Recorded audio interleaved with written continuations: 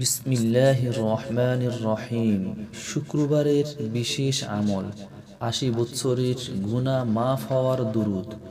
রাসূল করিম সাল্লাল্লাহু আলাইহি ওয়াসাল্লাম ইরশাদ করেছেন, যে ব্যক্তি জুমার দিন আসরের নামাজের পর নামাজের স্থান থেকে ওঠার পূর্বে এই দুরূদটি ৮০ বার পড়বে, তার ৮০ বৎসরের গুনাহ মাফ হয়ে যাবে এবং তার আমল নামায় ৮০ বৎসরের নেকি লিখে দেওয়া হবে।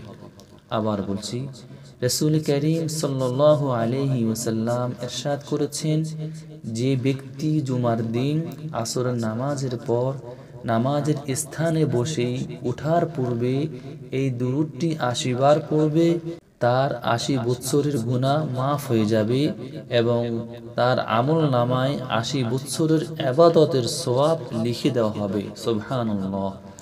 দুরূদটি হলো, আল্লাহুম্মা সাল্লি আলা মুহাম্মাদিন নাবিয়্যিল উম্মিয়্যি ওয়া আলা আলিহি ওয়া সাল্লিম তাসলিমা।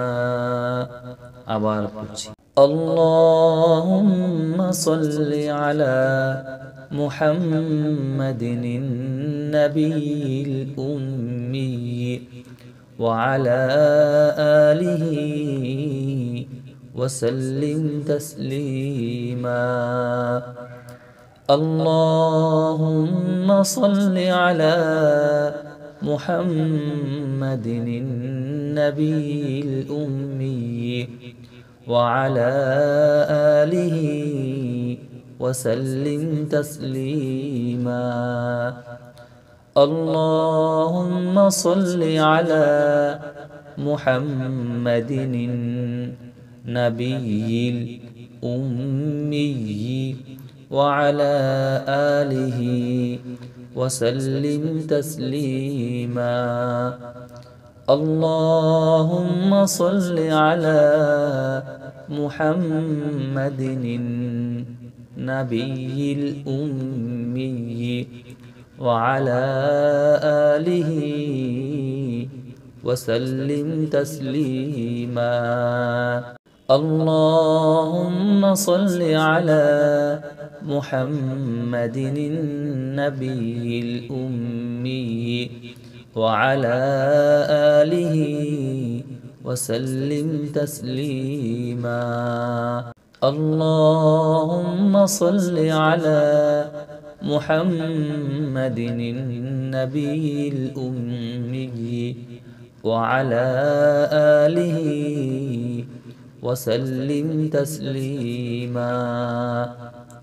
اللهم صل على محمد النبي الأمي وعلى آله وسلم تسليما. اللهم صل على محمد النبي الأمي وعلى آله وسلم تسليما. اللهم صل على محمد النبي الأمي وعلى آله وسلم تسليما. اللهم صل على محمد النبي الأمي وعلى آله وسلم تسليما.